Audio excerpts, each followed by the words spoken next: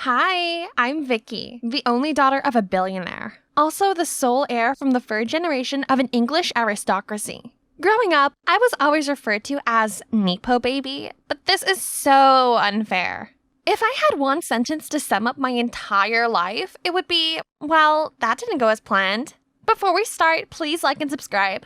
I used to live the life of a princess. My house staff was on hand 24 hours to cater to all of my needs. And the biggest decision I had to make each day was to choose which car to go to school in. Still, I wasn't Regina George everyone wanted me to be. I was friendly to everyone and took both my education and my talent seriously. From an early age, I found a huge love for painting. You see, my daddy even invited global superstars over just so they could pose for me. Then, it struck me like a bolt of lightning when my daddy got involved in a messy lawsuit and ended up in jail. As a result, we had to kiss goodbye to everything. Yes, the mansion, the staff, but the worst blow was losing Brad, the butler's son, who happened to be my boyfriend. My sweetie pie, I will collect the stars from the skies if it leads me back to you. Well, a girl gotta survive, so I did what I had to. I sold all of my beloved clothes and jewelry, but holy cow, all those Pradas, Gucci's, and Tiffany's still weren't enough to cover a week in a 5-star hotel. Hey, use this. Miss, your card has been declined. Clearly you have insufficient funds and therefore must leave. Excuse me? The nerve, the ingratitude. I used to be one of their best customers. It wasn't as if I was the second inventing Anna or anything.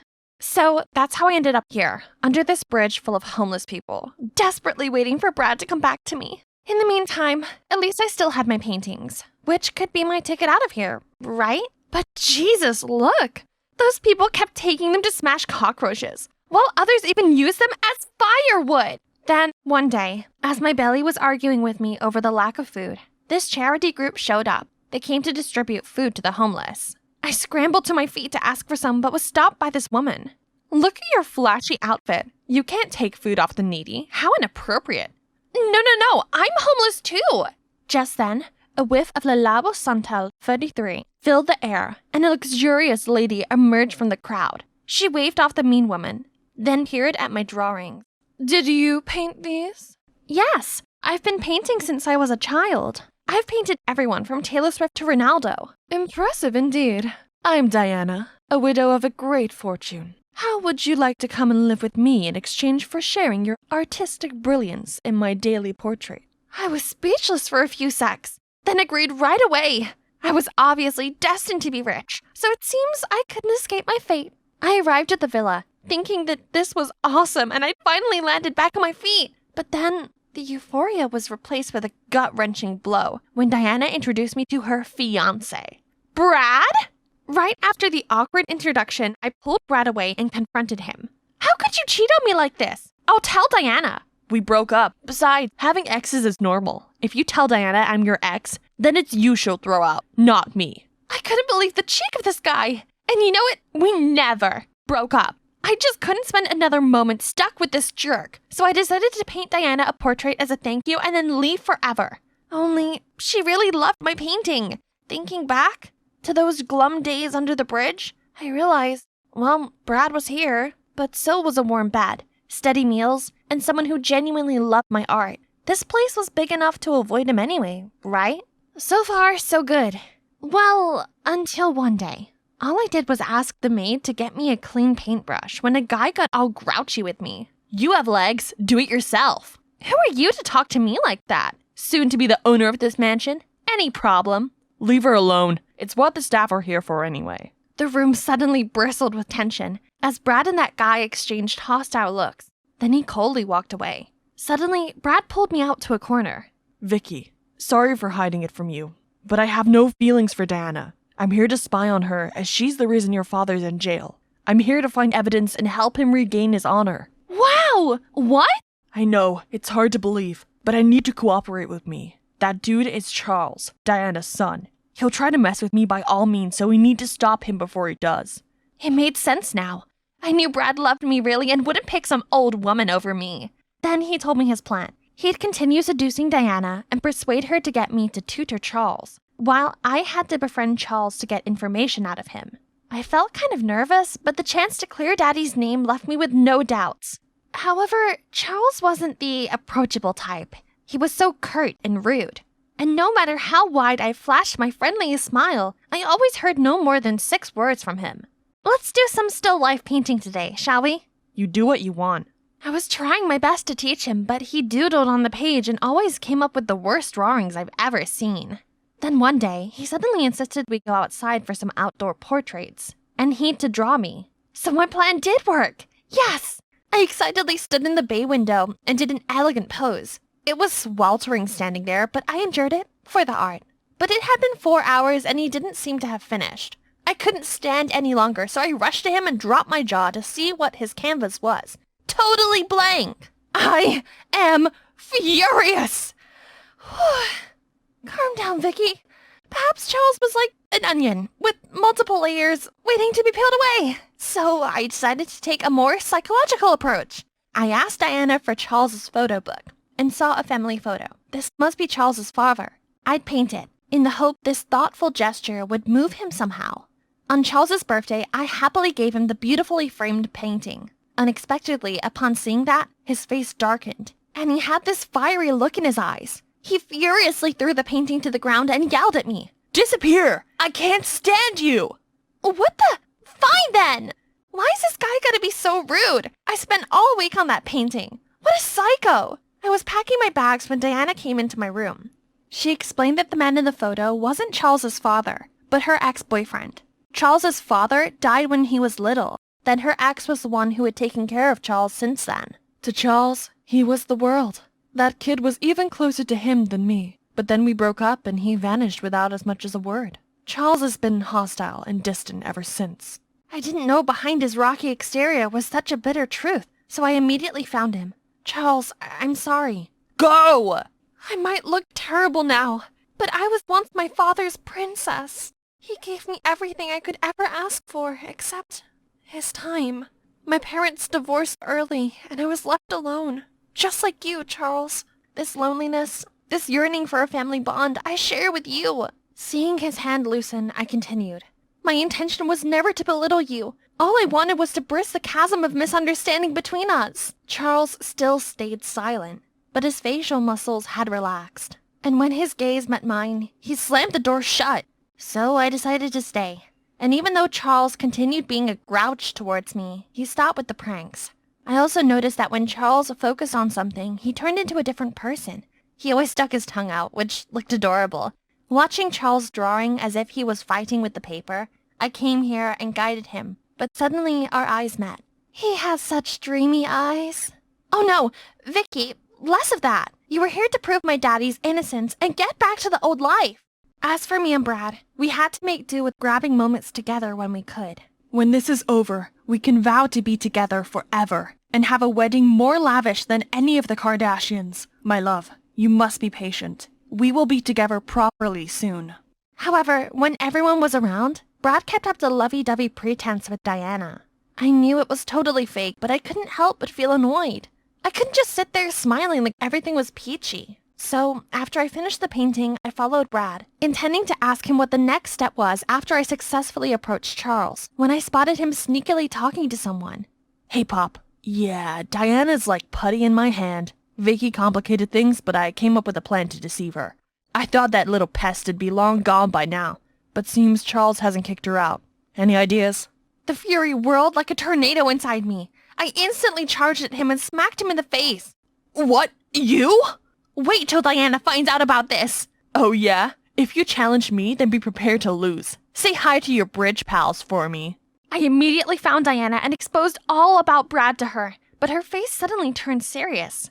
I knew you'd say anything to divert from the truth, but I know you stole money from me. The maid found it in your room. Stole? What? What are you talking about? Then I looked at Brad and saw him smirking. That conniving mastermind.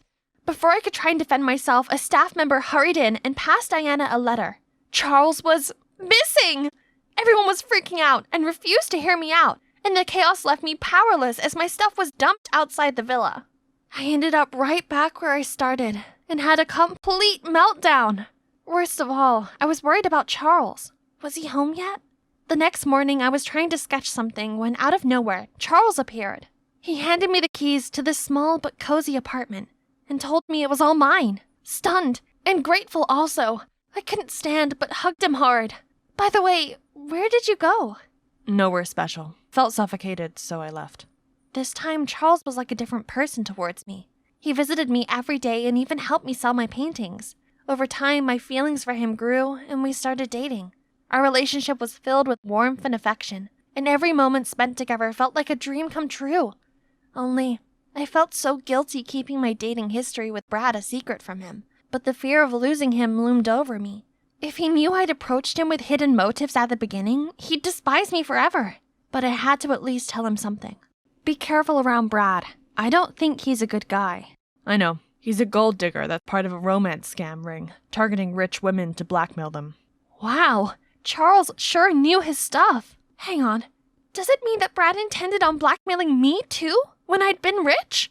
I'm going to expose him at the wedding ceremony. Come with me. Today is D-Day. The grand hall was drowned in the ethereal glow of lights. Standing in the center were Brad and Diana, ready to exchange lifelong vows. All eyes were fixed on them. Out of a sudden, the whole hall went dark, and an anonymous face appeared on the screen behind them. Tonight, we bring the spotlight on our groom.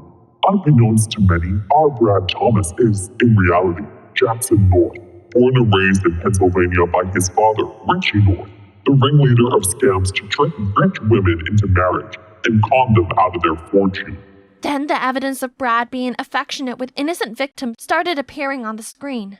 After that, the spotlight immediately stopped on Brad, who was about to flee the scene. Diana roared in anger, rushing there right then, and flung a glass of wine right at his face. The whole crowd started to murmur.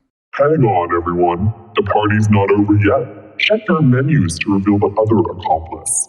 Everyone frantically checked, but then looked bewildered to see all the menus were empty.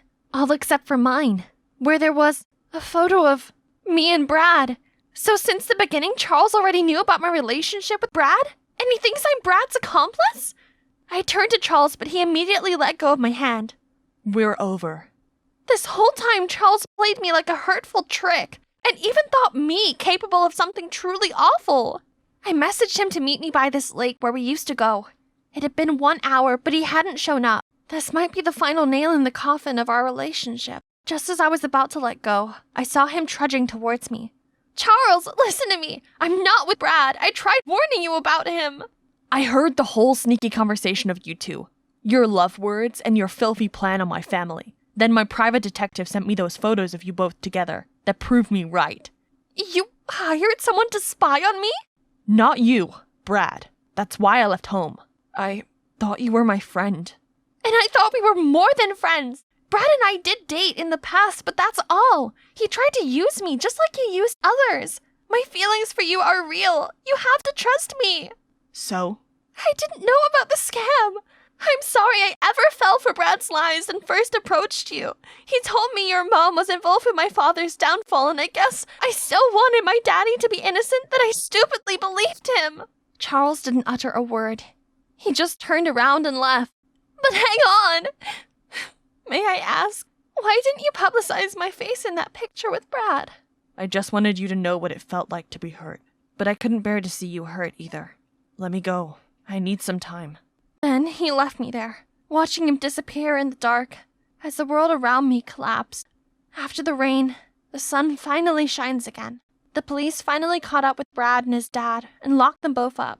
Diana tracked me down and apologized to me. She asked me to go back to the villa and paint for her, but I refused. I can't keep on being so trusting and relying on others so much. It's time for me to believe in myself and stand on my own 2 feet. And more importantly, I couldn't face him anymore. Hi, it's Vicky again, but in a fancier version. After all the sweat and tears, I finally made it as an artist. I was just chosen to collaborate on an important art project with this big company, and my life would turn a new page upon opening this door. Charles! Lisa! Lisa! Wait up! I slowed down, then turned around and smiled at Emily as she hurried to catch up with me. Well, spit it out. What hot tea do you get this time?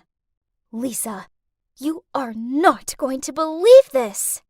Eden likes you. I raised an eyebrow. Huh? You're kidding, right? No! She furiously shook her head.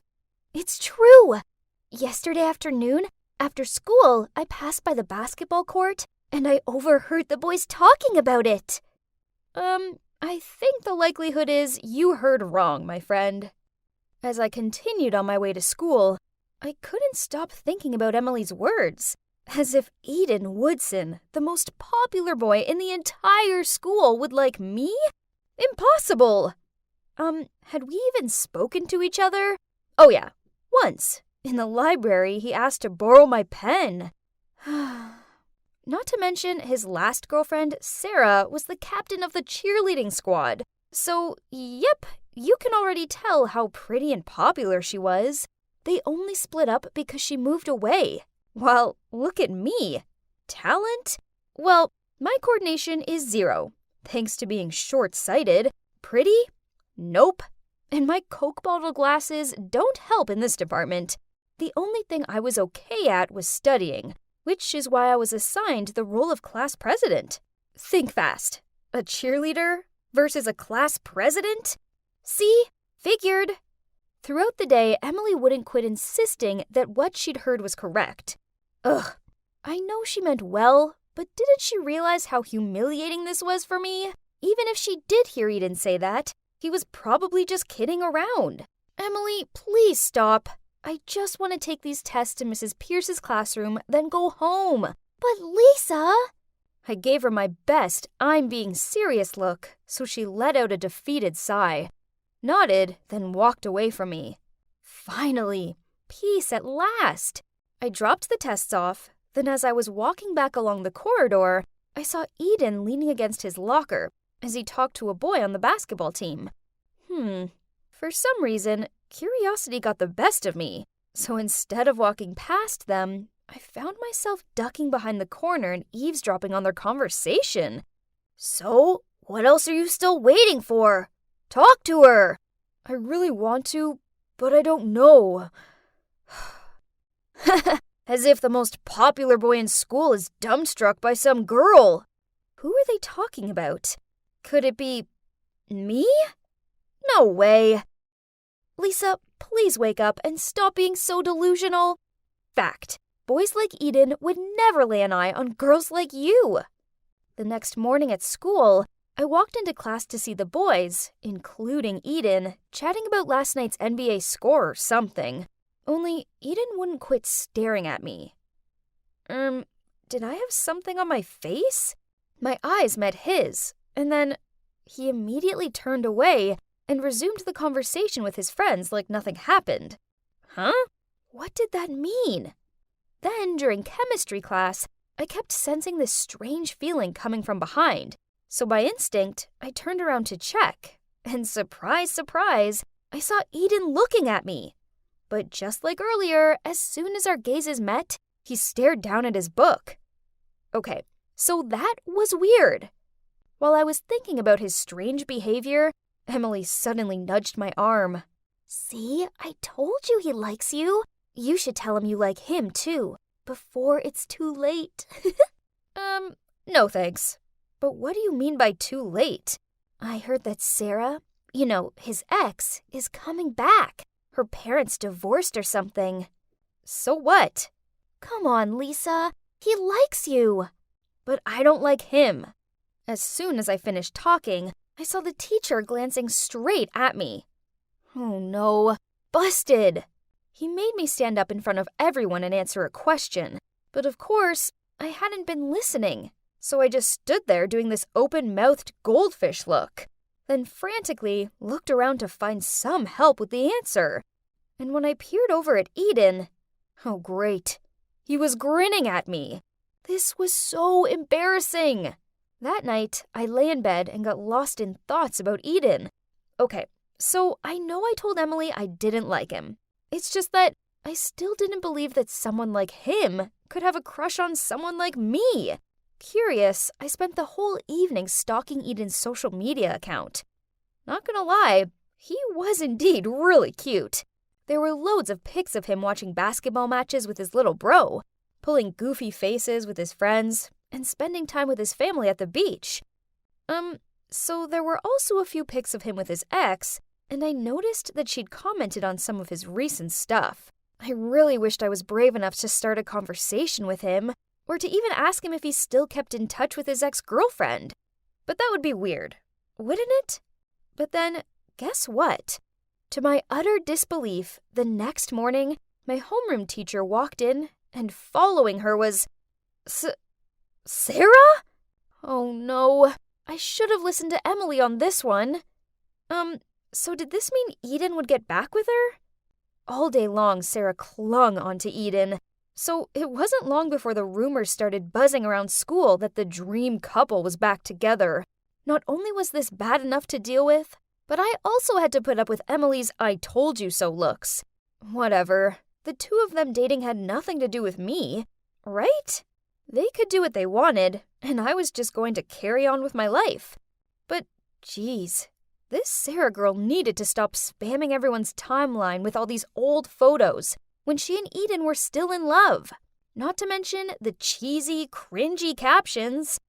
Okay, I guess my heart ached a little. But anyway, I knew I shouldn't care about them. Only, it soon became pretty obvious that Sarah was bothered by me. Every time she passed me in the corridor, she glanced at me and sneered. Huh? Why the attitude? I barely knew the girl. Then one time, I was heading over to the cafeteria when someone shoved me from behind, causing me to fall face first on the ground. Confused, I quickly fumbled for my glasses. Huh? What was that sound? Then suddenly I heard Emily scream out, "Lisa, you just stepped on your glasses!" Oh no. Now how was I supposed to live without my glasses? Emily had to guide me back to class, and that day I could only listen to the lectures because I couldn't see well enough to take notes. By the end of the day, I was fed up and just wanted to go home. I was about to ask Emily to help me walk home, so I didn't end up getting flattened by a bus or something. But before I could ask her, she packed up at lightning speed, said bye, then hurried out of there. Haze, how thoughtful was my dear bestie? Great. Guess I would just have to navigate my way home alone somehow. It took me ages just to get from the classroom to the school gate. Then I almost bumped into someone. But fortunately, there was a hand that pulled me back. "You okay?" came a familiar voice. "Eden? Is that you?" I asked. "Yeah, I'm here, and I'm not having your death on my conscience. So I'm walking you home." He took my hand. Eek! My heart somersaulted. Then he led me to the nearby glasses store so I could buy a new pair. After that, he still insisted on walking me home, though. And on the way, we talked loads, mainly about our families and our love of indie movies. Still, I couldn't help but have Sarah at the back of my mind. I just wanted to ask him about their relationship, but now wasn't the right time. Right? A few days later, during a math test, I felt something hit my back, then fall to the ground. So I picked it up, but before I could see what it was, the teacher quickly walked over, grabbed it, and opened it. Turns out, it was some of the answers to the test. Oh no! I tried explaining myself, but he told me I would get detention and was not allowed to take the test anymore. What? I couldn't get an F on my math test. It would ruin both my transcript and my college application record. I cried out to him that this wasn't fair, when suddenly Eden stood up and said, "Sir, it was my sheet, not Lisa's." So both of us ended up being banned from taking the test, and the teacher believed that because I picked the note up, I was still just as guilty. I didn't think this day could get any worse. Oh, how wrong I was. During recess, I was rearranging my books in my locker when Sarah approached me. "Hey, how dare you let Eden take the blame for your actions? As class president, you should be totally ashamed of yourself." "What are you talking about?" "Your innocent routine may fool Eden, but you aren't fooling me. You wait and see, as I still have bigger plans coming for you." "Bigger?" What other plans did you have? Huh? Am I missing something? I mean, stop ruining things between Eden and me, else I won't let it slide next time. What was that about? Why was Sarah blaming me? Jeez, this whole situation was crazy. After school, Eden and I had to stay behind for an extra hour for detention. Luckily, our homeroom teacher knew that neither of us would cheat, as we were both exemplary students. So that punishment was just a warning. Then, on our way out of the classroom, I asked him, I know that paper wasn't yours, so why did you help me? Well, I knew it wasn't yours either. I saw Sarah throw it at you. Sarah? Yeah, she was behind breaking her glasses too. She pushed me? But why? It was me. I'm sorry. She did that because she knows I like you. What? Did I mishear him? Eden just said that he likes... me? Lisa, I like you. I have for a long time. Do you want to go out with me sometime? There was an awkward pause as I soaked up his words. He really likes... me. Oh, wow. This was bonkers. I gave this huge smile. Then I nodded at him and spluttered out, Yeah, I'd like that. So, after that, we started dating. But this didn't go too well with Sarah. One afternoon, I was walking across the schoolyard when Sarah appeared and shot me this dirty look, which I ignored. Suddenly, she pushed my shoulder, sneered, and then left. I quickly straightened myself up, then shouted after her, Hey, Sarah! I never got a chance to thank you! Sarah immediately turned around and gave me a puzzled look. You know, for getting Eden and me together. Sincerely, thank you, our matchmaker! Then I smiled and left. I'm pretty sure that she was still standing there at me with fiery eyes. But hey, she pranked me first, right? Oh well, karma. Anyway, I just want to let you all know that if you like someone, then don't put yourself down. Instead, be confident and brave enough to tell them how you feel. Because not everyone is lucky enough to have an expert matchmaker like Sarah around to help. Dad, where have you been? I was so worried. Go away. Don't touch me. I froze on the spot, not understanding why my once kind-hearted father was being so cold toward me. I snapped out of my daze and tried helping him forward, but he flinched me away. My eyes started to tear up, and I didn't know what to do. Then another woman appeared. She quickly helped him up and smiled at me. Don't worry, sweetie. I'll take care of him. Excuse me? Who was she? My mother had barely been put in the ground, and Dad had already moved on? I couldn't watch any more of this, so I quickly left the room. How could things go downhill this quickly? My life used to be so simple and perfect. I had a loving family. I was always on top at school. People always complimented me on how I inherited both the beauty and intelligence of my mom and dad. But then a traffic accident happened and took Mom away from us. Ever since then, my polite, well-mannered, loving dad changed into a cruel, bitter drunk who seemed to despise me. Ugh. The next day, I arrived home from school with the worry about what state my dad would be in. But, why was Uncle Alfred on my doorstep? I invited him inside, and there was Dad, slumped on the couch, surrounded by empty beer cans. As soon as he saw us, he slurred out and started throwing the cans at us. Uncle Alfred then took me to dinner so we could have a talk, and I couldn't help the tears as I blurted out how bad things were at home. He patted my arm and said, Your father's been through a lot. I think it's best if we give him time to sort himself out. I think you should come live with us for a while. So that's how I ended up living with Uncle Alfred, Aunt Madeline, and my cousin Charity. At first, everything seemed fine.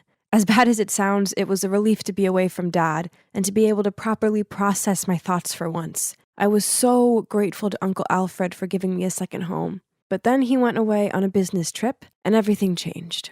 I was walking back to my room when Charity appeared in her doorway and tripped me up. As I stumbled and landed on my hands and knees, she snorted out, Yes, that's right.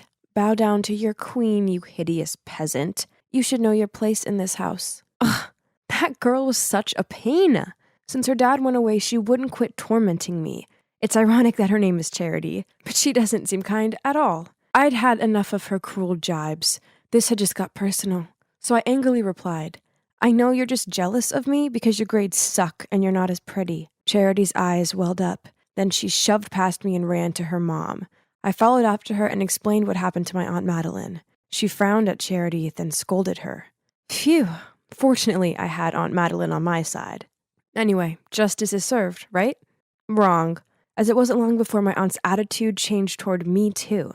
One time, I was helping my aunt cook a casserole when the doorbell rang. It turned out to be an old friend of my aunt. As soon as she saw me, she happily said, Wow, it's only been a few years, but Charity sure has grown up. The older she gets, the more she looks like Alfred, doesn't she?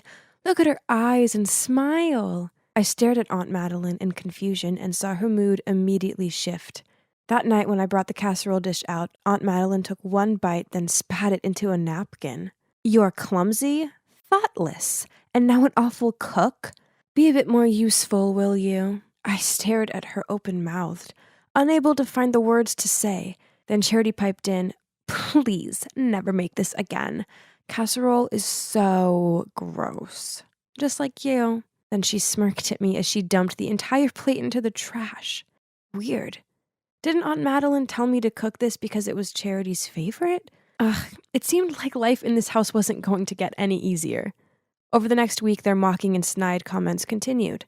One day I styled my hair in a different way, and Charity sniggered at me. What's that? It looks like you got a lobster on your head. Have you ever considered dyeing your hair, by the way? Because blonde really doesn't suit you. On another occasion, I was invited to a party, so I put on this cute dress, but when I walked downstairs in it, they both stared at me. My aunt said, Oh, dear, is that piece of rag making you look even chubbier than usual? Or is it because you've been so well fed living with us? Another time, I was sitting at the breakfast table, dabbing lip gloss onto my lips, when Charity yanked it off me. As I tried to grab it back, she sniggered out, What for? Putting this on your gross lips just makes you look desperate. No one wants to kiss you anyway.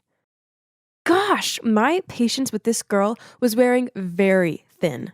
Worse still, Aunt Madeline overheard the whole thing, but she just laughed. I didn't understand why they were being like this. I knew I wasn't ugly or fat, and far from it. I know I'm pretty, as I was always complimented on my glossy long hair. Well, until I moved here, anyway. This was so confusing.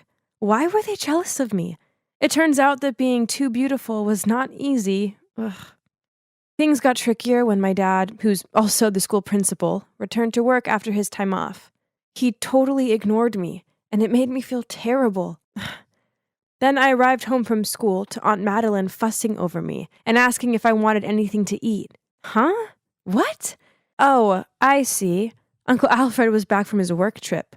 Ugh! It was time I exposed this mother-daughter duo's fake act once and for all. So that evening, I volunteered to cook. Yep, you guessed it. I made the casserole dish. As I brought it out, Charity accidentally shouted, Ew! I already told you I hate this dish. Aunt Madeline turned pale, and Charity gave this gawping, shocked look. Then I dropped to my knees and pleaded, I know I'm wrong. Please don't punish me anymore. I don't want to sleep in the basement again. Uncle Alfred looked very confused, so I continued. I forgot that Charity hates this dish. I've been punished several times, but I still keep on messing up. I'm the one to blame. What is this? I go away for a few weeks and come back to carnage? He ordered Aunt Madeline into their room for a private chat. We're not even related. Don't expect my mother and I to be nice to you, she said, then stormed off. What? What did Charity mean? Of course we were related. Aunt Madeline was my dad's sister, right? I wanted to know what was going on, so I hid behind the door and listened in on their conversation. Tell me the truth. Teresa is your child with Claire, isn't she? I was taken aback. Claire? My mother? Had I misheard her? I know. Mark told me. The day Claire had the accident, they ran some blood tests, and he found out Teresa's blood type didn't match his. Obviously, she's not his biological daughter, and she looks just like you. Now tell me, did you and Claire cheat behind our backs? You used to be in love with her before you married me. So Dad treated me like that because he found out I'm not his own daughter? And Alfred and my mom used to be in love before she got married to my dad? Explain to me! Enough! Alfred finally spoke up. I have nothing to explain to you. Hearing footsteps toward me, I rushed to my room, closed the door, then crawled into my blanket pretending to be asleep. Suddenly, I heard the door open. It was Alfred. Teresa, let's get out of here. I packed a bag and left with my Uncle Alfred. We moved into a small apartment not too far from his house. Even though he took care of me a lot, he never mentioned that day ever again. I didn't dare to ask either. So we just let it slide. He had to be my real dad, right? He just wasn't ready to talk about it yet. I tried to avoid Charity as much as possible, but this wasn't always easy as we went to the same school. It wasn't like I was scared of her or anything, it was just awkward.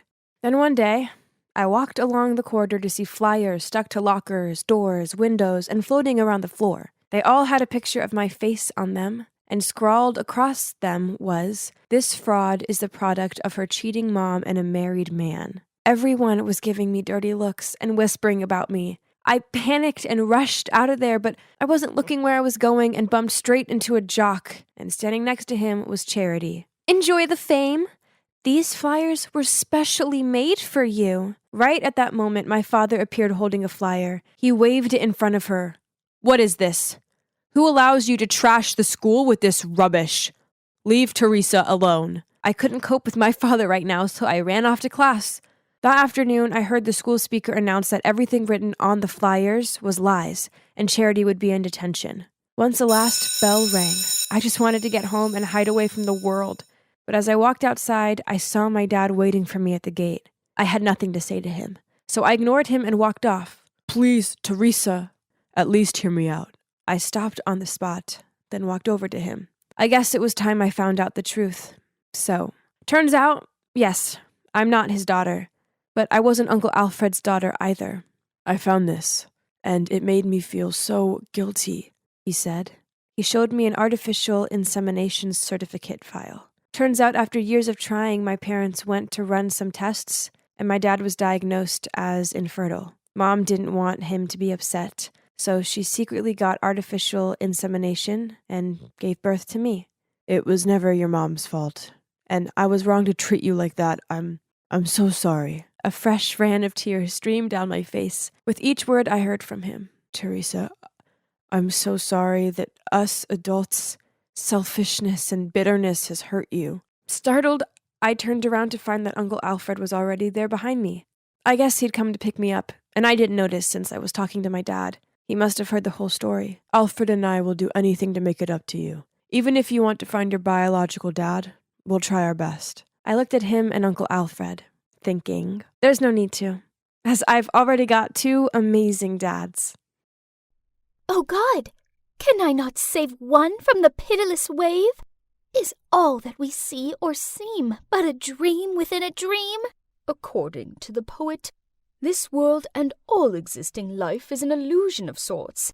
As reality doesn't exist, philosophers refer to it as dream argument and dream hypothesis. What? What an interesting lesson! By the way, look at how there's a ray of sunshine coming through the curtains. That's so pretty. This kind of weather indeed puts you in such a dreamy mood, huh? Yeah, right. But remember, there is no rose without thorns. That sunshine may look glorious, but it will harm your eyes. Yeah, I know. The maids always tell me that sunlight is the enemy for me, for my beautiful, sensitive blue eyes. Looking at it once, and I'll never be able to see anything again. That's why I've never been allowed to leave this castle. My maids all look identical in those masks, don't they? When I was a child, of course, I once got curious, and I pulled one of them off. As punishment, I was denied dessert for a whole week. And worse still, it wasn't worth it, as the maid's face was exceedingly ordinary. The masks looked far better. Anyway, I suppose all that matters is that they take great care of me. Each day they bring me food, water, and new clothes. I was sipping my leek and potato soup when I heard a scream. "Let me out!" Curious, I went and hid in a corner and saw two maids attempting to lock the screaming girl into a room. I've never seen that girl in this castle before. I wonder if she's from the outside world. Poor her. It looks like she can't control herself. The world out there is scary. Perhaps it has sent her into madness. It's much safer here in the castle. I can play all day, paint, knit, and read. Oh, how peaceful. But I still couldn't stop thinking about that poor girl. I wonder what will happen to her. The screaming didn't stop, and my curiosity got the best of me, so I snuck into the girl's room. Shh! Stop screaming! No one is listening. Who are you? My name is Mistress. What's yours? Mistress isn't a name. Are you stupid? It's just a name. Everybody here calls me that. This girl was so stubborn. She seemed to be wary of everything. Poor little outside world girl. After much persistence, she told me that her name was Nora. I was about to ask her why she was here, when suddenly 2 maids appeared and dragged me away. "Mistress, you should not interact with this wicked girl, and you mustn't be late for your embroidery class." It was nice to finally get to talk to a girl my own age, and I must admit that given her brash nature, I found Nora rather interesting. During class, I kept thinking about how I could sneak out and see her again. Ah! Ouch! That annoying girl's screaming made me prick my finger. I ran out to check on her, but the maids immediately blocked my way. Perhaps I could talk some sense into her. Trust me, the last time I spoke to her, she was acting totally normal. The desperate maids exchanged looks, then let me go to her. As predicted, when I approached Nora, she stopped screaming. "Hey, it's Ariana. That's my real name." Screaming never works here. Just pretend you're listening to my words, then I'll help you out. The maids were quite surprised when Nora immediately calmed herself down and showed signs of following directions, so they let us be and left. We began to chat, and ever since then, the maids let me see Nora every day. She told me how before her mother died, she gave Nora an address to find her biological father, who she'd never met before. Nora's grandma helped her set up a meeting with him and took her to the meeting point. She was so nervous, but happy at the same time to finally meet her dad. And at first, he was as kind and charming as she imagined. But then unexpectedly, right after they said goodbye to her grandma, he brought Nora here and let those masked people lock her up. "But you're fortunate to be here, as it's safe." "No, it's not. That's just what they want you to believe." Then Nora told me about the outside world, about her friends, school, and shopping malls. Every day, she even drew me paintings of the outside world, of beautiful memories with her family, her mom who passed away, and also her dad, even though she only met him once. Family? What is that? All I'd ever known were the faceless maids. The next day when I visited Nora as usual, she suddenly told me, "Sis, we need to get out of here." "What do you mean? This is my home." "No, it's not. It's a prison. Who on earth stays inside for 14 years, huh?" "It's because of my eyes. I'll go blind if I go out there. My maids only want the best for me. That's why they keep me here." "Are you crazy? You've been tricked. Just think about it. Do you know who gave birth to you? And why did that person leave you with these people? Or are these people the ones who took you away from your mom? Don't you want to find out the truth?" This was my home, wasn't it? But thinking about what Nora just said, as well as the outside world that she rambled about every day, I suppose it would be interesting to experience it for myself. I'd just have to try my best to protect my eyes. So, I snuck into the housekeeper's room and stole the front door key. As we approached the main hall leading to the door, we saw a masked woman standing by a man. In his arms was a young girl, deep asleep. Huh? That's my dad. What? Did he come to pick you up or something? Don't you see that they're all in the same boat? And she's the ringleader. I peered closer at them and spotted the masked woman's silver hair and luxurious dress. Isn't that my tester? She lives in the Grand Suite and visits me weekly to assess my learning and etiquette. Mom, how are you going to handle this case? Just leave her in the empty room at the end of the hallway. As for Nora, I think she'll settle in properly in a week or so. Then we can start her etiquette and culture lessons. Which Nora? Ah, I remember. Besides, you should restrict yourself a bit. Ariana, Nora, and now this child? Don't let the list of your illegitimate children be as long as your arm. Then you can just throw them away somewhere. Why bother raising them? They are my grandchildren, after all. They can't end up like those street rats. And who knows? They may become useful. But this has to be the last one. We can't risk Laura finding out about us. It would ruin our family's affluent name. Do you understand? I know. But fear not, as my wife is kind and foolish.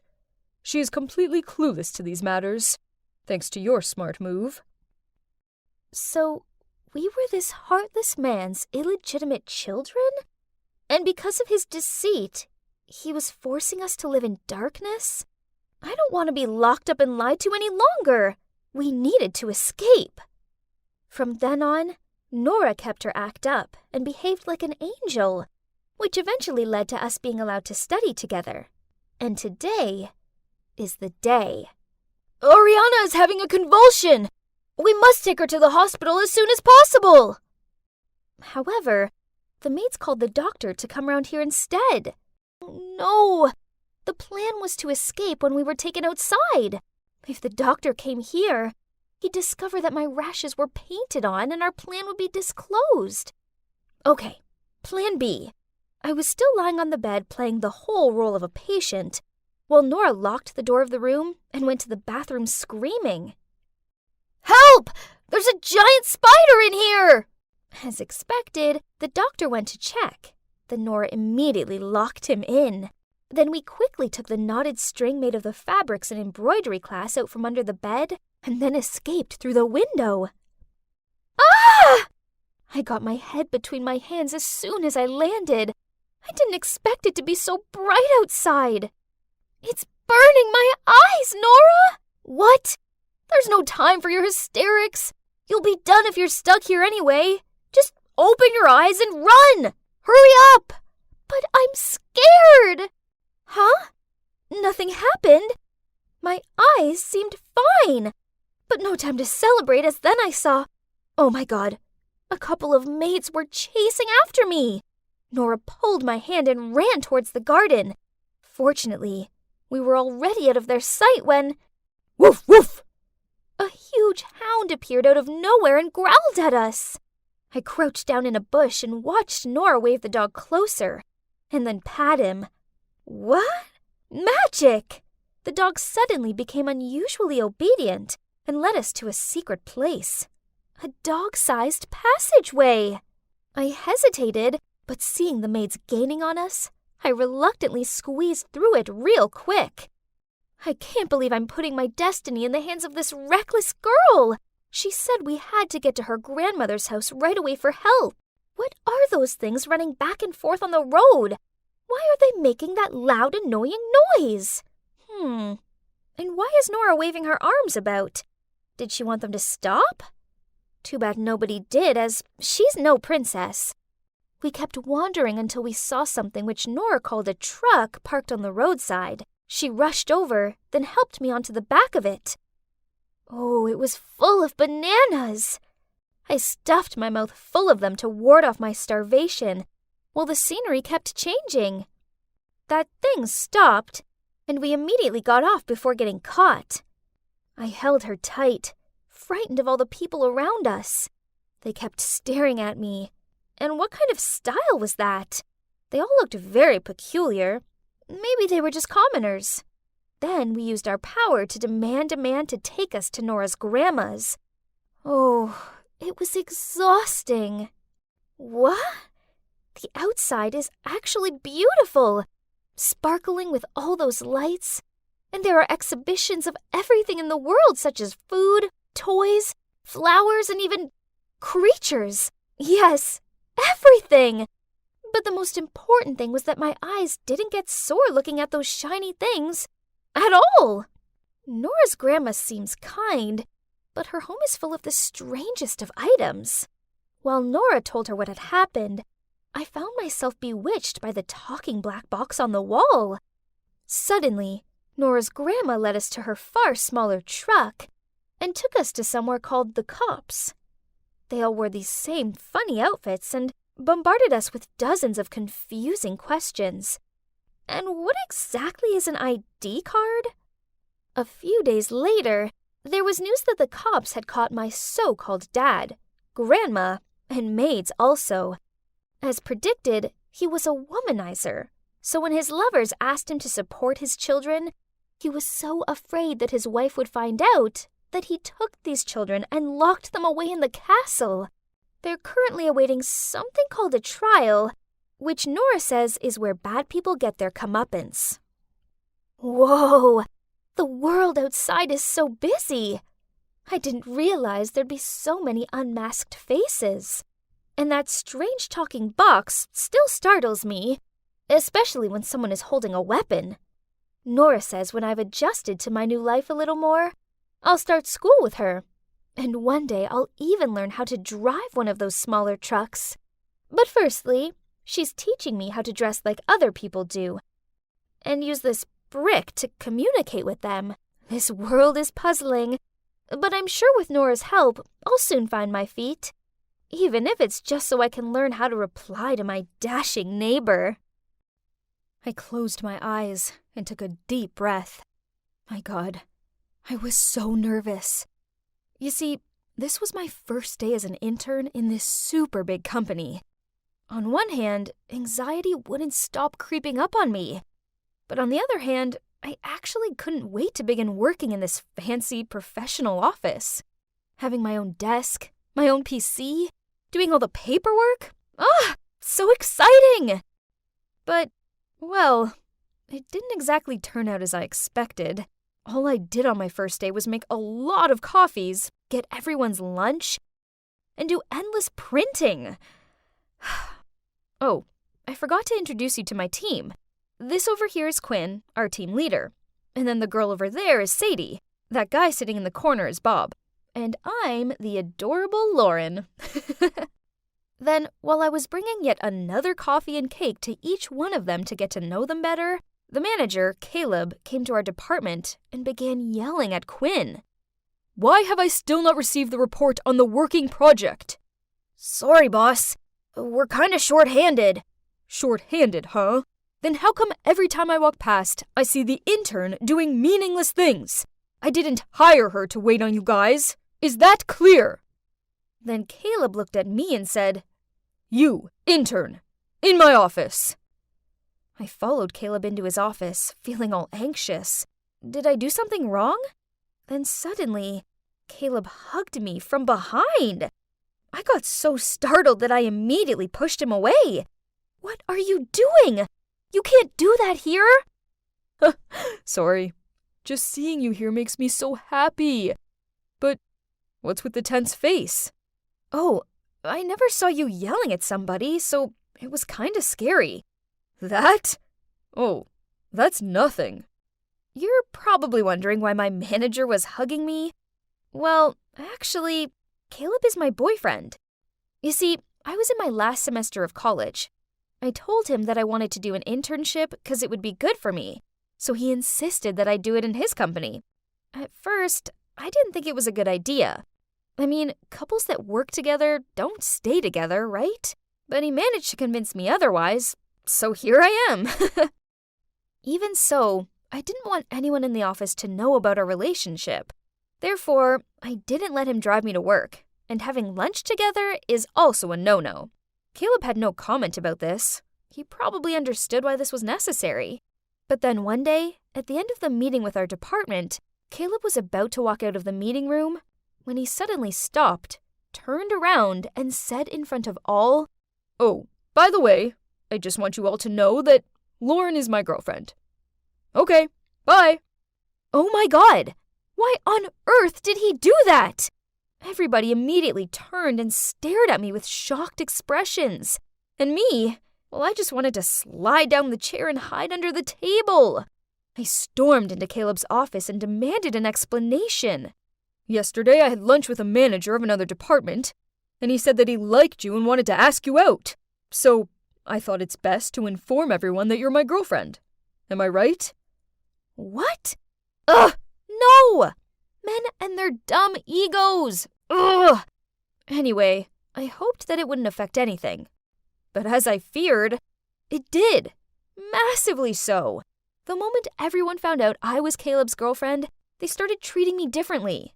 Every time I walked into the room, they immediately stopped talking and gave me awkward looks. Or after work, they would go out for some drinks but purposely not invite me. It sucked being left out like that. And then one day, it got much worse. I arrived at the office extra early as there was an email I needed to send out before 9. But my PC wouldn't turn on, so I got under the table trying to see if a cable was loose. Right at that moment, Bob and Sadie walked into the office gossiping. "Clearly Lauren only got that internship because she's Caleb's girlfriend. And did you see her clothes? All those expensive brands?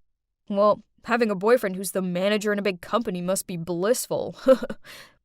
What? I never accept expensive gifts from Caleb. They're all mine.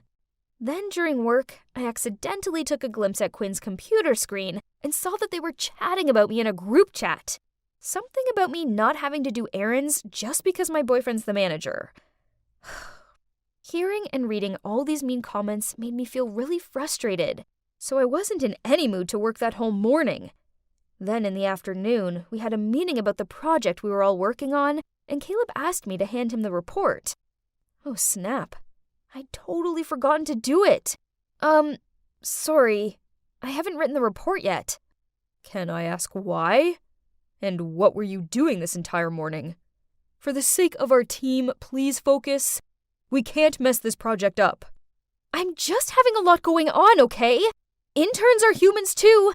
Jeez, I'll send you the report by the end of the day, boss. Everybody gave me befuddled looks. Caleb most of all. But wait, I see some of them smiling. Were those smiles for me? Then after the meeting, everyone gathered around me, patted my shoulder, and praised me for standing up against Caleb.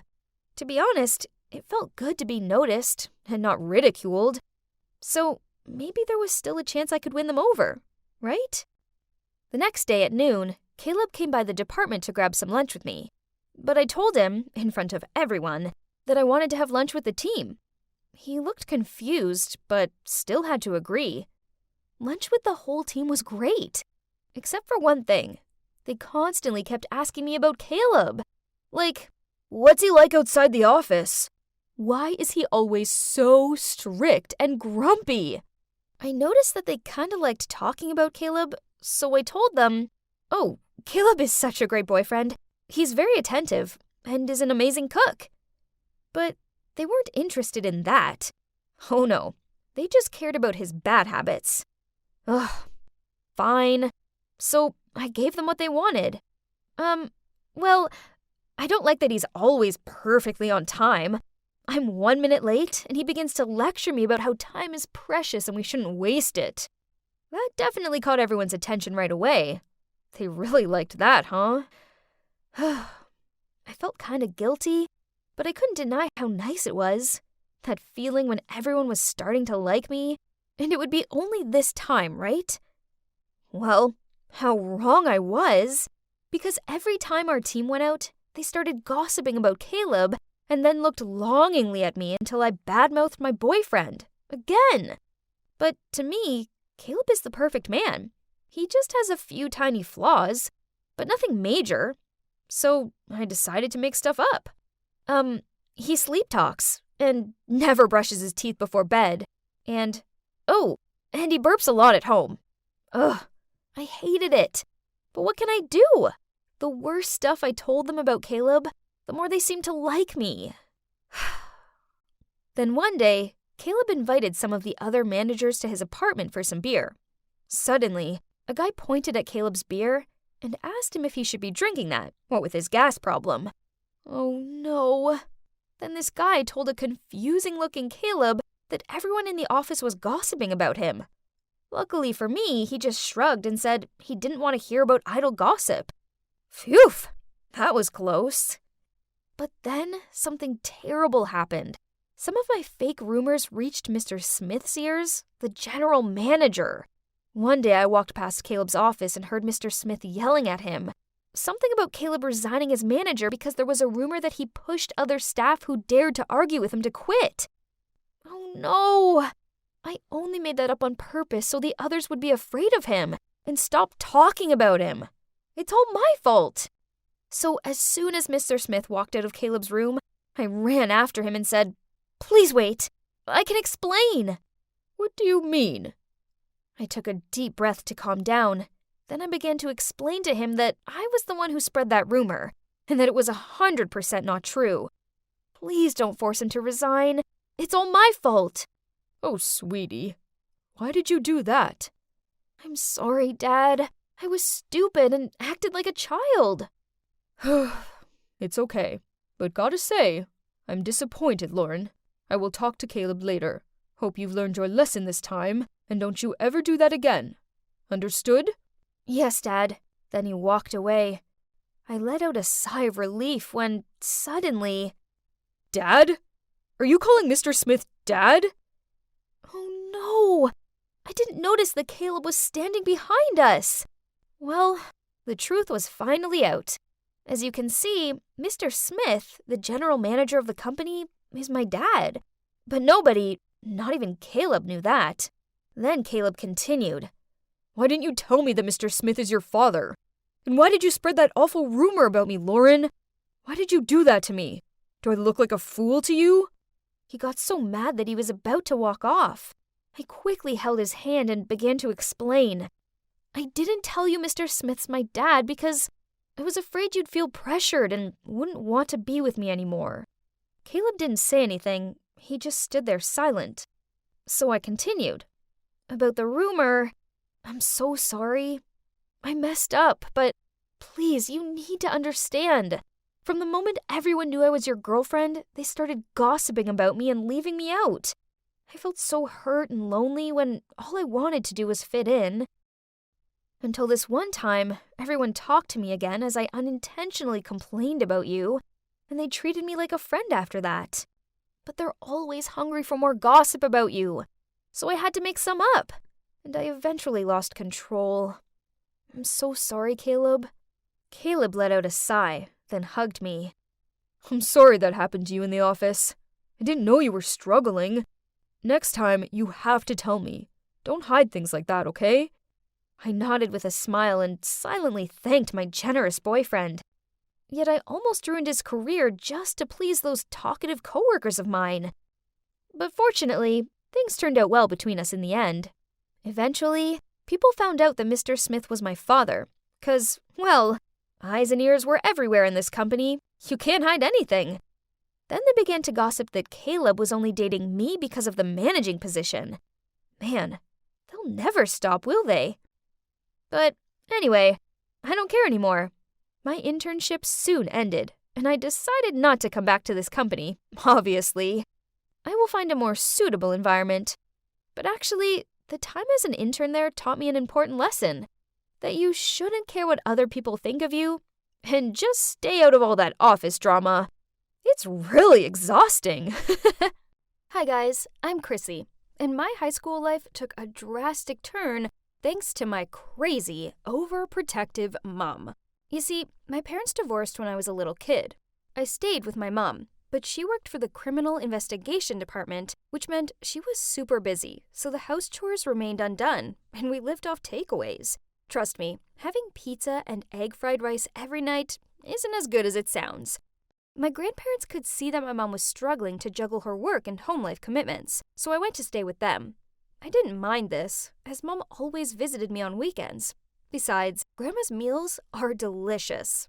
But then, Mom switched departments. She went from chasing criminals to handling paperwork at the station. Due to these changes in circumstances, she had far more time on her hands, so I moved back in with her. It's only by living with her that I realized just how different she is to me.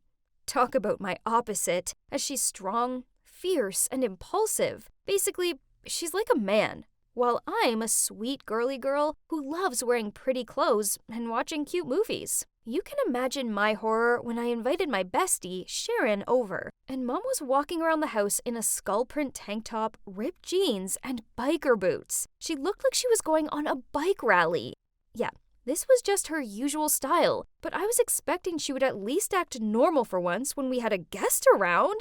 It was so cringe. She was almost 40, not 15. Then, on my first day of high school, Mom insisted she take me there and pick me up, as she was worried there might be troublemakers on the bus. Yep, I know, this was ridiculous. I mean, how delicate does she think I am? But I didn't want to upset her, so I reluctantly agreed. School's out, and I was chatting with my friends while waiting for my mom to show up, when we suddenly heard the sound of a motorbike engine coming toward the school. Me and my friends got excited and whistled as we thought a cute guy was passing by. But then they stopped near us and took off their helmet. I literally wanted to faint. It was my beloved mother. Oh, sweet Jesus! What on earth was she doing? My mom shouted with joy. "Hey, Chrissy, get on!" Then she held a spare helmet out to me. I swear it was like the whole school was outside watching us. How embarrassing! When we arrived home, I asked her where the bike had come from. She replied, "What? Oh, you mean Eleanor? I just bought her last week. The weather is so nice today, so I thought I would bring her along." Yes, you heard her right. My mom named the bike after Eleanor Roosevelt. Unbelievable! The embarrassment didn't end there. Oh no. One day, my teacher informed us that tomorrow after school was a parent-teacher conference. I couldn't have Mom turning up in a teenage rebel outfit, so I searched her closet for something mom-like. Nope. All my mom owned were t-shirts, ripped shorts, and crop tops. Ugh! So I went online and found this beautiful blue dress, then I told her to buy it. The next day after school, I waited for Mom in my form room. All the parents were already there, only my mom was missing. I was about to call her when suddenly somebody walked into the room. Oh my God! Someone, please knock me out right now. It was my mom, and you wouldn't believe what she was wearing. No, it wasn't the blue dress. Instead, it was this super skinny black leather dress, black sunglasses, 10-inch high heels, and a black choker necklace. She looked like she belonged in a vampire movie. Everyone was gawping at her. I think some of the dads were even drooling a bit. When I confronted her about it, she just shrugged and said, "Sweetie, this dress is much more my style than that mumsy blue one." Now this was officially my #1 most embarrassing moment ever. Thanks, Mom. Why couldn't she be like me? I mean, I was starting to think that I was the adult here, not her. The embarrassment didn't end there. Instead, she took it to a whole new level. My school was planning a camping trip, and I was so excited about it. Mom wanted to come along and supervise, but I firmly said no. She started saying, "But honey, you don't know how dangerous the woods are. What if you got bitten by a snake? Do you know how to handle that?" "I don't think so." What? She was just being ridiculous again. We argued for a while, but in the end, she agreed to let me go without her. The trip was so much fun, and some cute boys asked Sharon and me if we wanted to go for a swim in the lake. Of course, we said yes. I mean, look at them. They were so cute. Suddenly, I heard screaming. It was Sharon. She said someone was hiding in the bushes and watching us. That was so creepy. The cute boys said they'd go and check it out, but then this person jumped out of the bush and did a judo throw on them. Wait a minute. I know that move. Could it be? Oh no! It was my mom! What was she wearing? She was in full army gear. She even had binoculars. Jeez, Mom, what were you doing looking like a G.I. Joe? I couldn't hold my tears and I cried out, "Oh my God, why can't you leave me alone? You're ruining everything!" Then I ran back to the camp. She left after that, but I felt so embarrassed for the rest of the trip. When I returned home, my mom immediately said sorry to me and swore that something like that would never happen again. Okay, I could see in her eyes that she really meant it, so I would give her another chance. She calmed down a lot after that, and even let me go to school by myself. Well, that was big progress, don't you think? Soon after that, I started to date this boy named Kevin, and boy, was he hot! He was one of the popular kids at school, so I still couldn't believe he chose me. I don't know how Mom found out about him, but she did, and she insisted on inviting him over for dinner. I made her agree not to do anything crazy. I mean, what was the worst that could happen? The dinner was going well, until we got to dessert. Then Mom started asking him awkward questions, like, "Kevin, how many girls have you dated?" And, "I assume you two have health classes at school? Or should I remind you of some important facts?" Oh, sweet Jesus, Mom! Her questions were beyond embarrassing. Kevin just sat there with a super awkward smile on his face and didn't answer. But then Mom announced it was very late and practically shoved him out of the house. It was only 8:30 p.m. After he left, I went straight to my mom and we started arguing. "Mom, you agreed not to do anything crazy. Why can't you act like a normal mom?" She replied, "Oh, honey, that Kevin guy is really cute, but he's not good for you. I know his type. They only want to take advantage of girly girls like you." What? Girly girls like me? What was that supposed to mean? I shouted back, "You're doing it again! You're being overprotective. That's because you're not tough enough. If you wouldn't be so girly and be a badass like your mom, I wouldn't have to protect you all the time." I stormed up to my room and slammed the door shut. I was so going to prove to her that she was wrong about Kevin and that I didn't need her protection. Fortunately, Mom hadn't scared Kevin off. Phew! He told me that his parents were super embarrassing too. One evening, Kevin took me to this nice restaurant. There were candles, live music, and the food was delicious. It was so romantic. Then he touched my hand and leaned in closer. This was so exciting. I was about to have my first kiss. Suddenly, someone banged on the table nearby and ruined the moment. That's when I noticed they had a keychain on their bag that looked exactly like the one I'd made once at summer camp. I stood up and walked toward the table. A middle-aged lady with blonde hair and sunglasses was sitting there. I tried to look at her face, but it was like she was avoiding me. I took a closer look, and I couldn't believe it.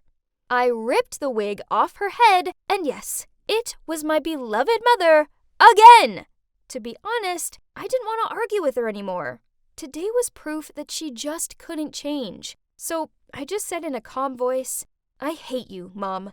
You're the worst mom ever." Then I grabbed Kevin's arm and ran out of there. Okay, maybe what I said was a bit harsh, but she just ruined what would have been my first kiss. I couldn't concentrate on our date after that, so I asked Kevin to take me home. But to my surprise, he drove me back to his place. Uh-oh, I knew what that meant. But I wasn't ready for any of that yet, so I told him I'd get an Uber. Suddenly, he grabbed my arm and tried to drag me into his house. I couldn't believe this was actually happening. Mom was so right about him. I was freaking out. But then suddenly, I remembered something important that she'd taught me, so I used her signature judo move on him. It worked, as he laid on the ground and groaned out in pain. Ha! And that's when my mom arrived on her motorbike. As soon as I saw her, I ran over to her, hugged her tight, and cried like a baby in her arms. You must be wondering how my mom found me. Well, when Kevin came by to have dinner, she pickpocketed his phone and hacked it so she had access to all his messages and location. So after I dragged him out of the restaurant, he texted his friends saying he was trying to get in bed with me at all costs, which my mom saw, so she rushed to rescue me. Oh God, Mom, That was so not okay. But what could you expect from a criminal investigator? When we arrived home, we had a serious talk.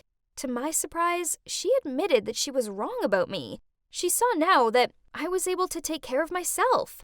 That judo move I did on Kevin really impressed her. See?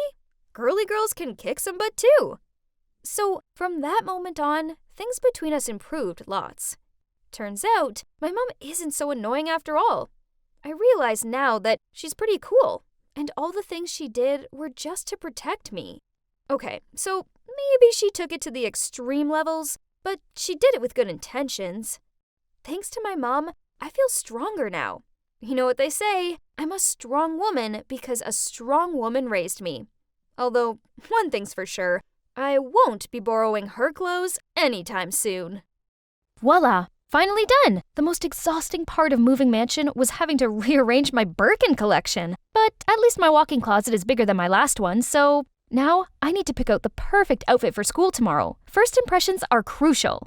This is my favorite fit at the moment, but let's get a second opinion. Mom, Dad, what do you think? Wellstone High's new Queen Bee's incoming! Adele, there you are. I bought you a few new items. Ooh, goody. I love surprises. What is this? Mom, are these for the maids? Honey Pie, it appears that well-off residents in this neighborhood have been targeted by a dangerous robbers gang. For your safety, you'd better tone down your outfits, at least until they catch the thieves. I know it's not ideal, but safety first. Come on, Pumpkin, isn't this shirt adorable? No, it's not. I'm not being seen dead in that rag. My parents were probably just exaggerating. Let's see. It seems some girl had her Hermes bag stolen, another her Cartier bracelet, and some guy his Rolex. No, I couldn't let some crooks take my precious babies. The next morning, I trudged downstairs in those awfully bland clothes. Ugh, they were itchy and smelled so bad. Darling, this will only be for a little while. You're our only angel, and we simply couldn't bear it if anything were to happen to you. Fine. Where's my chauffeur? I want to take the Porsche today. At least that can still save my grand entrance. Absolutely not. If you do that, you may as well be wearing a beacon to attract those thieves. I think it's best if you take the bus. The bus? Before I could protest anymore, Mom kissed me on the forehead, burst into tears, and ran off hysterically. Have a wonderful day, sweetie. Great. So much worrying for me. Now I had no choice but to find the bus stop, wherever that was. I wandered around the corner when suddenly a deafening scream came from behind me. Thief! Watch out! I spun around to see a guy running towards me, so I immediately sped off. But soon I felt the thief reach me. Terrified, I crouched down, raised my bag. Here, take it! Don't hurt me! But no reply. I peered up and saw the guy was ahead of me and was restraining a bad guy. Turns out he wasn't the thief, and the actual thief wasn't after me. Oops, how embarrassing. Let's just leave ASAP, but I ended up crashing into some flashy car. Are you okay? It's the guy who just caught the thief. I froze. He's so handsome. I was about to reply when the car door swung open, and this angry rich guy stormed over to me. Are you blind? You scratched my car. Pay up. Leave her alone, Bernie.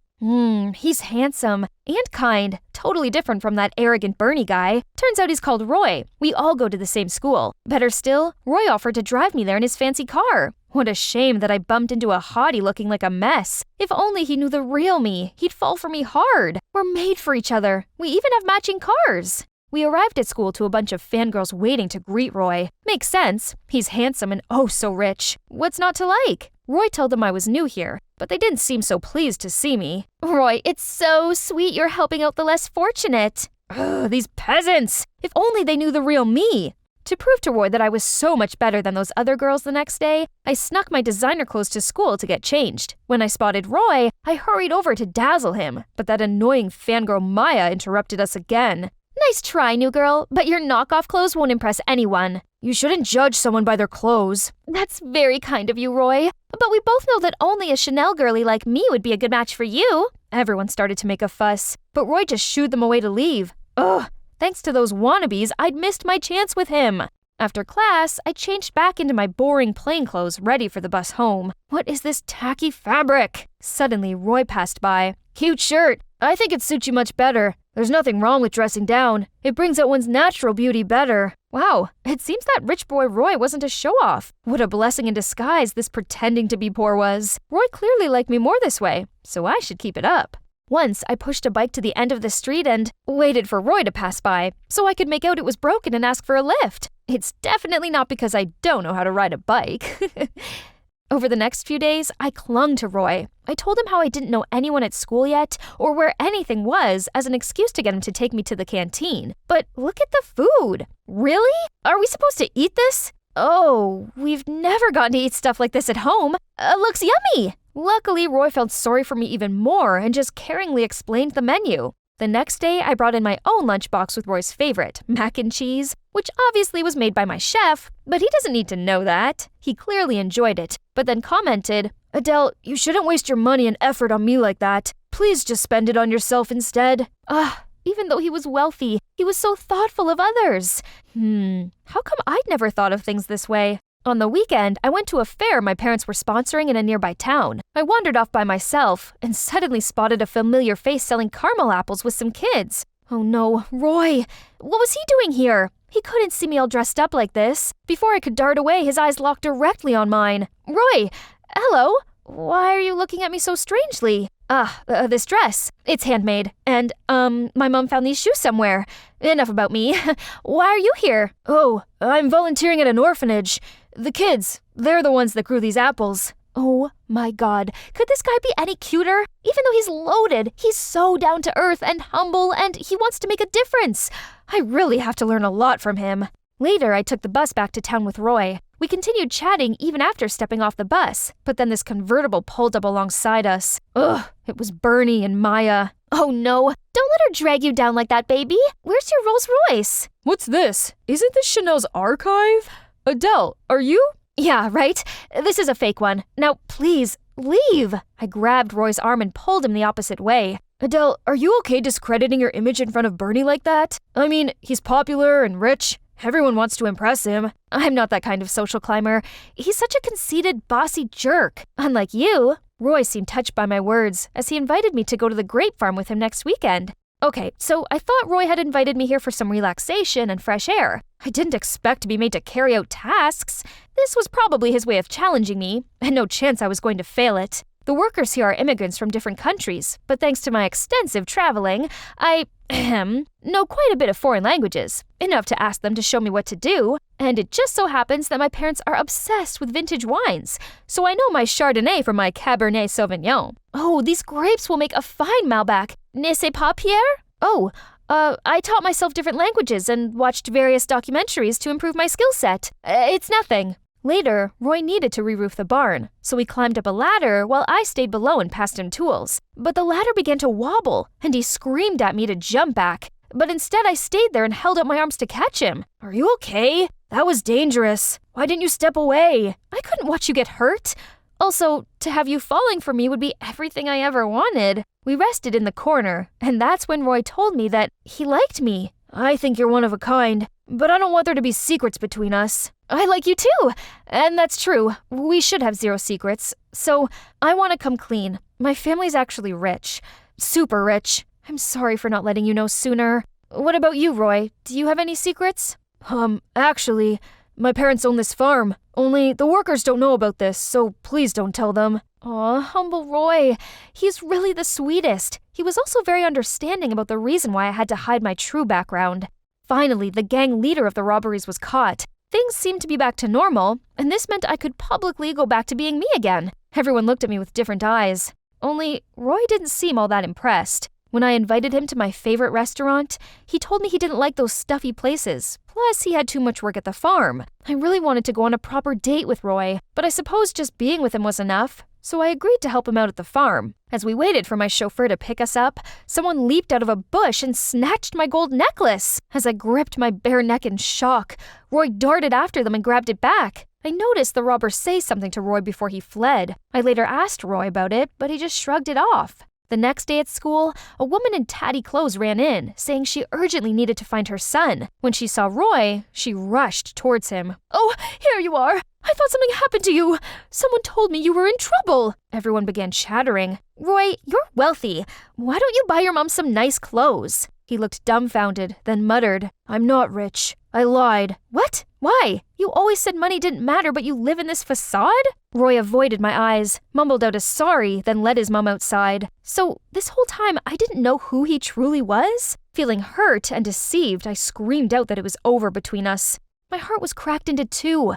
This was horrible. Then I arrived home to see my parents frantic. Someone had sent them a threatening letter saying, "I will come when you least expect it and take what I want." My parents were terrified that something bad would happen to me, so they hired bodyguards to protect me. The next day, a whole squad showed up, and to my utter shock, amongst them was Roy. "What are you doing here? What's your scheme?" I replied to the advert.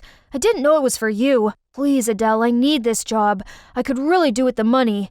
I hated that he'd lied to me, but I couldn't be that heartless. So I agreed that he could be my bodyguard, as long as he knew his limit. Having Roy follow me everywhere really sucked. So when Bernie appeared and asked me out, even though I didn't particularly like the jerk, I agreed to it. It felt good to dress up and be taken to fancy restaurants, and it felt even better to see how raging Roy looked. On my way to the restroom, Roy stopped me. "Bernie's not who you think he is. Please stay away from him." I put his words down to jealousy and shrugged him off me. If anything, what he said made me even more determined to get closer to Bernie. So when he suggested I throw a party at my mansion for my 16th birthday and invite all my friends, I immediately agreed.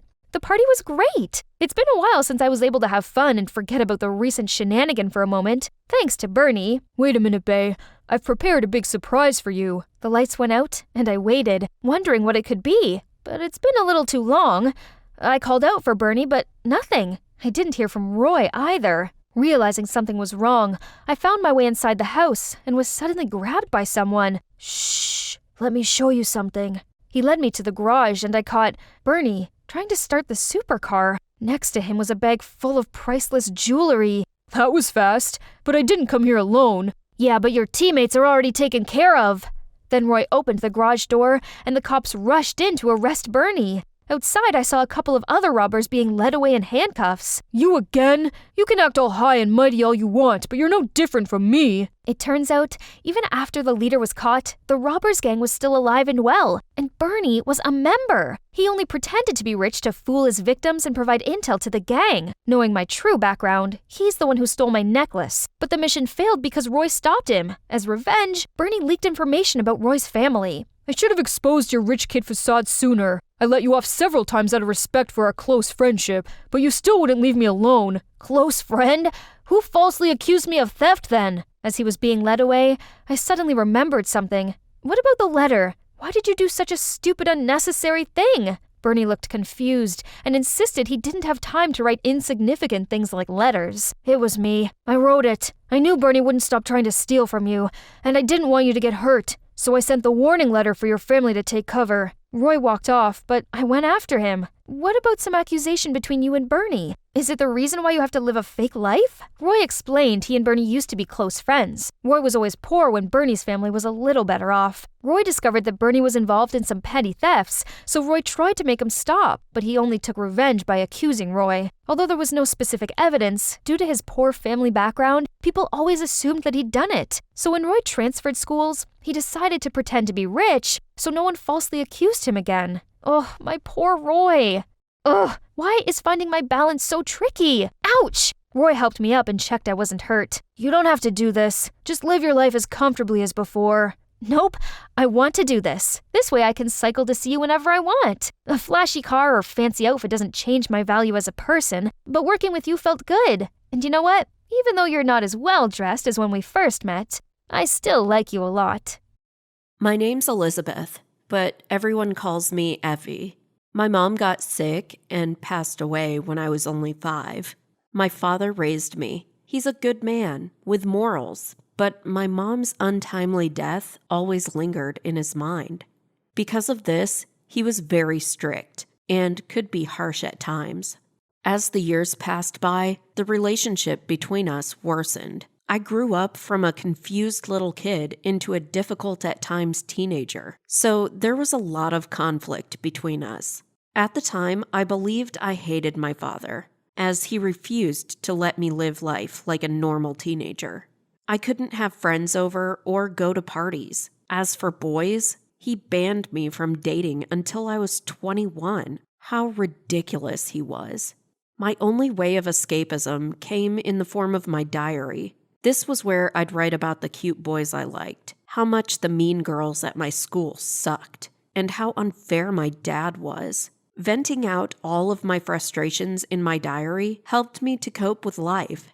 It was like my only secret place where I could live as myself without caring if anyone knew it or judged me. But one day, I walked into my room and caught my father reading my diary. I was furious and said some pretty nasty things to him. He was so angry that he slapped me. He'd never ever laid a finger on me before, and as soon as he did it, he looked so remorseful. He tried to apologize, but I was full of anger, so I stuffed some clothes into my backpack, barged past him, and left the house. He kept on phoning me and sent me dozens of messages pleading with me to come home. I ignored them all. I wandered around aimlessly for a while. Then I called my friend, and she let me stay at hers for the night. The next day, I felt somewhat calmer, so I returned home. There was an ambulance there, and our next-door neighbor was in tears. My father had died from a stroke. I was distraught. I loved my father, but he died believing that I hated him. The pain was almost unbearable. I went to live with my aunt in a different city, and I tried to rebuild my life. Then, one day, I received a text message from a strange phone number. "I'm so proud of you, Effie. Please don't ever forget this. Your beloved father." I stared at the message in shock. Was this someone's idea of a sick joke? I ignored the message, but over the next few weeks, the messages continued. They contained information that only my dad would know, such as my favorite story as a kid, the name of my childhood cat, where we'd had a rainy vacation away, and stuff like that. It was all so crazy, but I felt like my dad's spirit was really with me. Lots of strange things kept on happening, besides the messages. A robin perched on my bedroom window ledge every morning. Every time I swiped back the curtains, it'd be there looking at me. When I was little, Dad and I used to bird spot in the garden. He loved robins. As he said, there was something enchanting about them. I heard my dad's favorite song, the Beatles' "Here Comes the Sun," playing everywhere. It played at work, in the shops, my friend's car stereo, and in the bar when I met up with friends. It was all so weird, but at the same time, I found it comforting. I'd always carried the guilt of my dad's death around with me. I blamed myself, as I'd been the one who stormed out on him. Then he'd had a stroke and died alone. Now I felt like he wasn't mad at me. Instead, his spirit was always with me, protecting me. I began to send messages back to the mystery number. I knew my father wasn't alive anymore, but I sought comfort in sending them. Then I got a message back saying, "Effie, it's time you knew the truth. Please, can we meet at 10 a.m. on the bench near the north entrance to Finnegan's Park?" This park was back in the city where I grew up with my father. I agreed to meet. I arrived there early and sat there shaking. Could it really be my father? Finally, a man I didn't recognize walked over to me. Then he sat down next to me and introduced himself as Sid. I was so confused, but I let him explain. My grandparents donated all of my father's books to the library where Sid worked. As he sorted the books out, he found my father's old journals, in which he talked about his love for me. This amazed me, as I had no idea my father ever kept a journal. As Sid read through them, he found himself sympathizing with my father and how hard he found life after my mom died, as at the same time, Sid had recently lost his daughter and was struggling to deal with his emotions. He was going to message me and tell me about the journals, but then he found himself typing out the message as if he was my father. As he'd read all of his journals, he knew how to write in my father's style and also knew all the personal information about me. He apologized if he'd upset me. He insisted he only did it to make me realize how much my father loved me. He said, "These things belong to you," then passed me a bag full of my father's journals. I felt so emotional I began to cry, but not sad tears. Instead, they were happy ones. I kept in touch with Sid, and we developed a strong bond.